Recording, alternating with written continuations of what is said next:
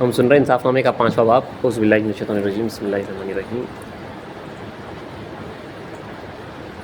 کل کی نشست بھی کافی جو ہے اچھے اہم نکات تھے کل کی نشست میں. آپ نے سنا تھا وہ دنیا کی جو گوبر کی کیڑے کی جو مثال دی گئی، وہ مہتر کے بارے میں جو مثال دی گئی. اس کے بعد جو ہے آگے جو ہے ہجرت کے بارے میں جو ہے بیان آ رہا ہے کہ آخری زمانے میں رسول اللہ نے فرمایا کہ دین اسی کا قائم رہے گا جو ہے بھاگے گا ایک پہاڑ سے دوسرے پہاڑ کو، ایک خیریے سے دوسرے خیریے کو، اسی کا دین جو ہے سلامت رہے گا. آگے جو ہے ہمارے پاس ہجرت کرنے والے جو مہاجرین ہیں انہی کو جو ہے صحابہ کہا گیا. اس کے بعد جو ہجرت سے رکے ہوئے تھے، جو ہجرت نہیں کی ان کو جو ہے ترک کرے مگر ہجرت نہیں کرے، ان کو جو ہے منافقین کہا گیا، خائدین کہا گیا. ان کے ساتھ تک دوستی منع تھی. تاریخ کی دنیا کاسب سے میل ملاپ، اس کے گھر جانا آنا تو دور کی بات. خائدین کا ایک لفظ استعمال ہوتا تھا، اپنے پاس کی ٹرمنالوجی ہے خائدین، بیٹھے رہنے والے کہ ہیں. قرآن مجید میں خائدین وہ لوگ ہیں جو جہاد میں نہیں گئے، بیٹھ گئے کسی ہیلے بہانے سے. تو اکثر منافقین کی صفت رہتی تھی. تو ترک کر کے جو ہجرت کر کے مرشد کے دائرے کو نہیں آیا، اس کو جو ہے خائدین کے نام سے یاد کرتے ہیں. اپنی کتاب میں جہاں کہیں پہ خائدین لفظ آئے گا، تاریخ کی دنیا ہے لیکن ہجرت نہیں کرا، تو اس کو بھی جو ہے منافق کہا گیا. اور ان کے گھر بھی نہیں آتے تھے، ان کے گھر جانے آنے سے. اور جو کوئی ہجرت کے واسطے رکاوٹ بنا، ان سے بھی جو ہے دوستی میلان وغیرہ جو ہی نہیں رکھا گیا. مثلا گجرات میں تھے، پٹن وغیرہ کے شہر کے مقام میں تھے، سمجھے کئی لوگ تاریخ دنیا ہو کے میں اسلام کے پاس آئے، اور ان کے واسطے ان کے گھر والے، ان کے رشتہ دار جب رکاوٹ کی وجہ بنے تھے، تو واپس جب گجرات کو آنا ہوا ان لوگوں کا، تو یہ لوگ جو ہے ان کے گھر اس واسطے نہیں گئے، محض جو ہے یہ لوگ ایک مرتبہ جو ہے ان کے راستے میں رکاوٹ کی وجہ بنے تھے، صرف رکاوٹ کی وجہ بنے تھی. اتنا جو ہے احتیاط کی گئی ہے. تو وہی آگے کہا جا رہا ہے کہ اور نیز بندگی میاں الہادات رضی اللہ عنہ سے منقول ہے کہ حضرت میران علیہ السلام گجرات سے ہجرت کر کے خراسان تشریف لے گئے، جس وقت کہ آپ نے سورہ انفال اور سورہ برات بیان فرمایا. جو اصحاب رضی اللہ عنہ کے گجرات سے ہمراہ گئے تھے، بیان کے وقت زار زار ہوئے اور فرمایا کہ ہمارا حال بیان ہوتا ہے. پس اے عزیز، جنہوں نے ہجرت نہیں کی ان کو کس قدر زاری کرنی چاہیے. مطلب جن لوگوں نے ان کے بارے میں خیال کیا ہجرت تو کرے، مگر جو ہے پھر بھی جو ہے جو ہجرت نہیں کرے تھے ان کے بارے میں جو ہے قدر کی ان کے پاس گیا ہے، تو ان کے اوپر اتنی مذمت کی گئی کہ وہ لوگ جو ہے زار زار رونے لگے. تو حضرت بول رہے ہیں کہ ہجرت کر کے صرف جو ہے جو ہجرت نہیں کرنے والوں سے میل ملاپ کے اوپر میں اسلام نے اتنی مذمت فرمائی، تو ان لوگوں کا کیا حال جنہوں نے ہجرت نہیں کی. ان کو یعنی مہاجرین کو چاہیے کہ ان لوگوں کے ساتھ دوستی نہ کریں جو ہجرت سے باز رہنے کا سبب بنے تھے، کیونکہ انہوں نے تمہارے ساتھ دشمنی کی کہ ہجرت اور صحبت سے رسول صلی اللہ علیہ وسلم کے تم کو باز رکھا. اس کا مطلب سیدھا سا یہ ہے، اگر آپ یہاں پہ ہجرت کی اگر بات بھی یہاں پہ ہٹا کے بات کی جائے، وہ لوگ جو دین کے راستے میں رکاوٹ کی وجہ بن رہے تھے، اللہ تک پہنچنے کے واسطے رکاوٹ کی وجہ بن رہے تھے، ان سے آپ کو قطع تعلق کرنا پڑتا ہے، تعلق وہاں پہ آپ کو توڑنا پڑتا ہے. مانند قول اللہ تعالیٰ کے مومنو، تمہاری بیویوں اور تمہاری اولاد میں بعض تمہارے دشمن ہیں، بس تم ان سے پرہیز کرو، اور اگر تم معاف کرو اور درگزر کرو، مطلب واپس جب آ جائیں گے وہ لوگ، معاف کرو اور درگزر کرو اور بخش دو، تو پس تحقیق اللہ بخشنے والا مہربان ہے. تمہارے مال اور اولاد تمہاری آزمائش ہے. کئی جگہ اللہ نے فرمایا انما اموالکم و اولادکم فتنہ، فتنہ آزمائش ہے،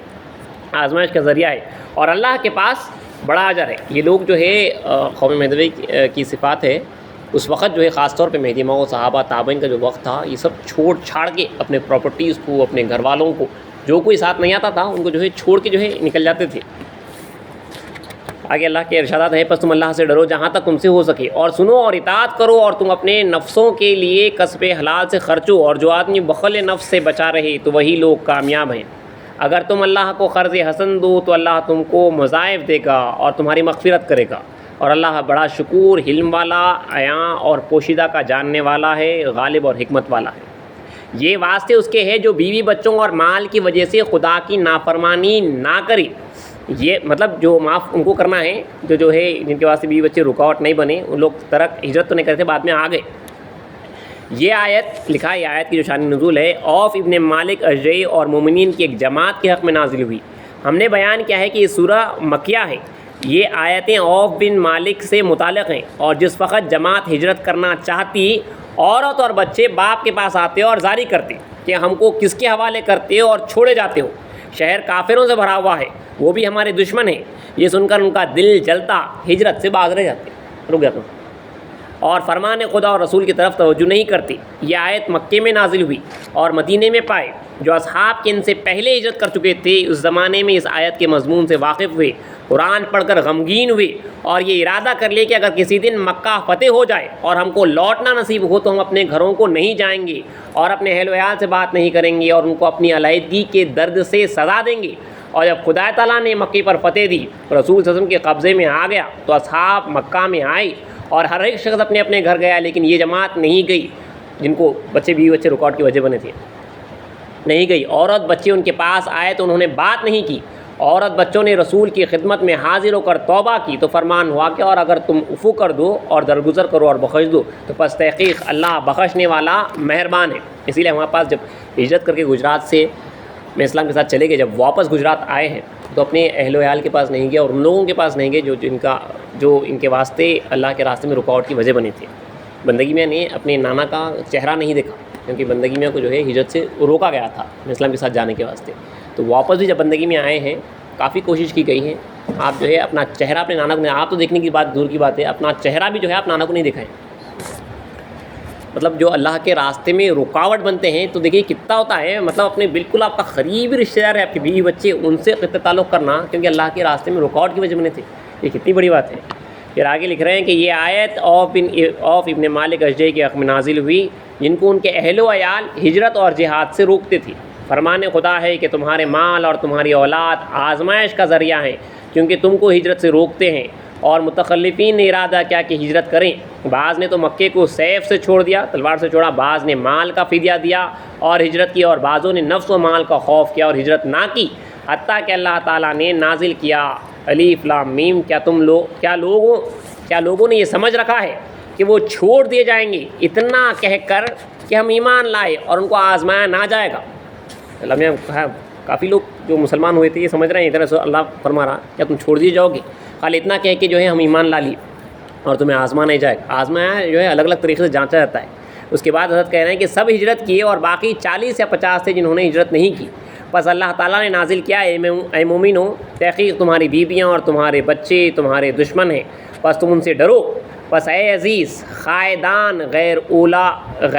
اولا ضرر کو جان لے۔ کہا ابن عباس رضی اللہ عنہ نے کہ یہ مکے کے 40 یا 50 آدمیوں کے بارے میں ہے، اور وہ یہ کہ نبی علیہ السلام نے جب ہجرت کا حکم فرمایا تو آپ کے ساتھ ایک جماعت نے ہجرت کی اور ایک جماعت مال و اولاد کے سبب سے پیچھے رہ گئی۔ ایمان لانے کے بعد بھی دیکھیے وہاں پہ مسئلہ ہوا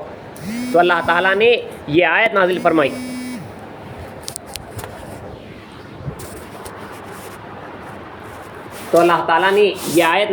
جو لوگ ایمان لائے اور ہجرت نہ کی، جب تک وہ ہجرت نہ کریں ان میں کوئی رشتہ داری نہیں، جن کے ساتھ دوستی نہ ہو ان کو میراث بھی نہیں پہنچتی ہے۔